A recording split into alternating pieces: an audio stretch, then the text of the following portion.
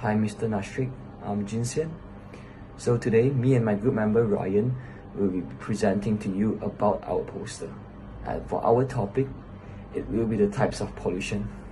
And for me, I'll be doing air pollution, and for Ryan, he will be doing water pollution. Okay, so before we start, we have to understand what is pollution. Okay, so what is pollution? Pollution is actually the introduction of harmful materials into the environment. Okay, let's move on. So I'll be explaining 3 subtopics, which are the causes, the effects, and the ways to overcome. So as you can see from the top left corner, it is the cause. So the first cause is the industrial emissions. So why does it happen? It actually happened because the factories and power plants, they actually release some harmful substances into the air, which include sulfur dioxide, nitrogen oxides, and some particulate matter. The second one, it will be the vehicle emissions.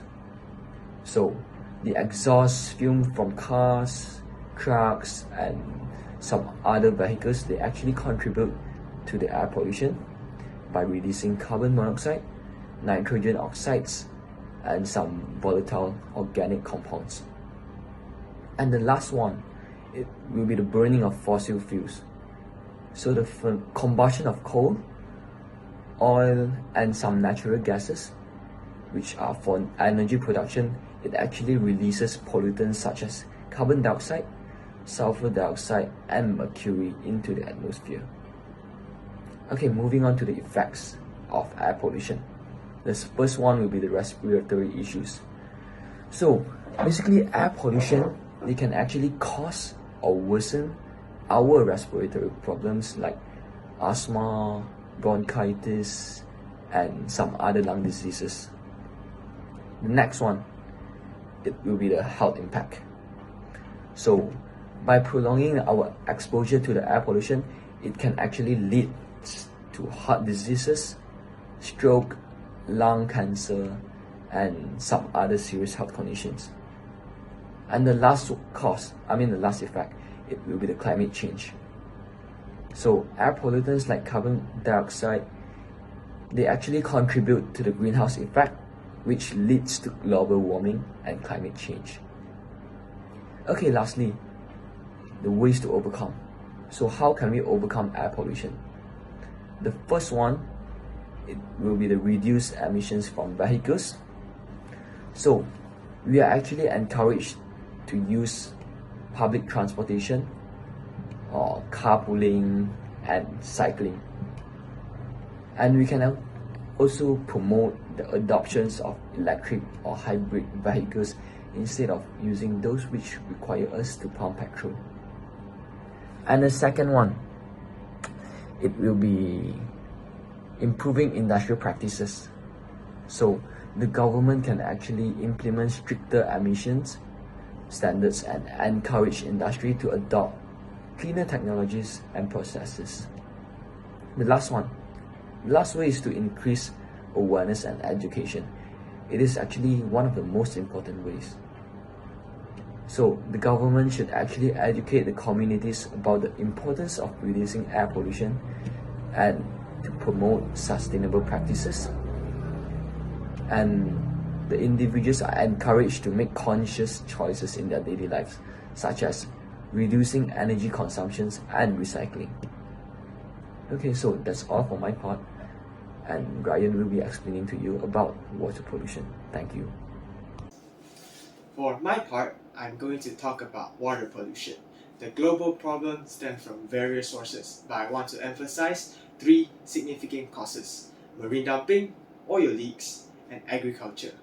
These activities have profound and destructive consequences, including the destruction of biodiversity, the scarcity of clean water, and an alarming increase in infant mortality.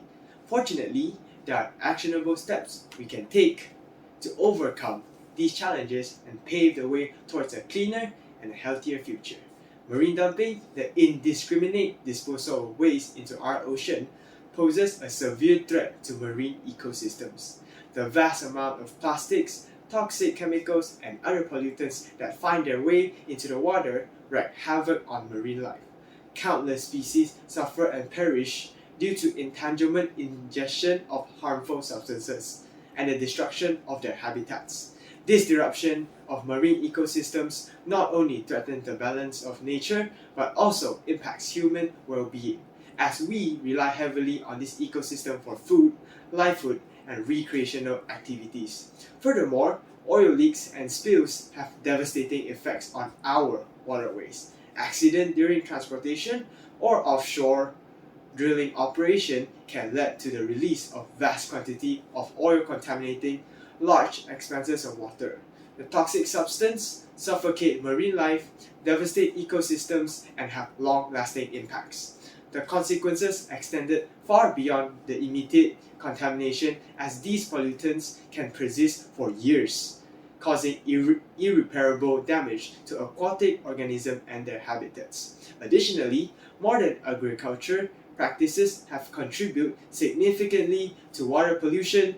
The excessive use of chemical pesticides and fertilizers in farming leads to runoff that pollutes our water sources. This contamination not only endangers aquatic life but also poses a significant risk to human health, as these pollutants can find their way into our drinking water supplies. Moreover, the excessive extraction of water for irrigation depletes water sources and aggravates water scarcity issues. The effects of water pollution are far-reaching and awful. The destruction of biodiversity, a direct consequence of pollution, disrupts the delicate balance of ecosystems. It leads to the loss of irreplaceable species and negatively impacts the overall health and resilience of our planet. Additionally, water pollution worsens the scarcity of clean and safe water, making it increasingly difficult for communities to access a basic necessity. This deprives countless individuals, particularly those in marginalized communities, of their fundamental right to cleaner water, leading to a range of health issues and perpetuating cycles of poverty. Furthermore, contaminated water sources contribute to the alarming rise in infant mortality rates, as infants and young children are particularly vulnerable to the adverse effects of polluted water. However, we are not powerless in the face of this crisis. There are tangible steps that we can take to address pollution and safeguard the future of our planet. Firstly, we must reduce the use of chemical pesticides and fertilizers in agriculture. By adopting sustainable farming practices such as organic farming and integrated pest management, we can significantly minimize the amount of harmful chemicals that make their ways into our water sources. Secondly, recycling should become an integral part of our daily life.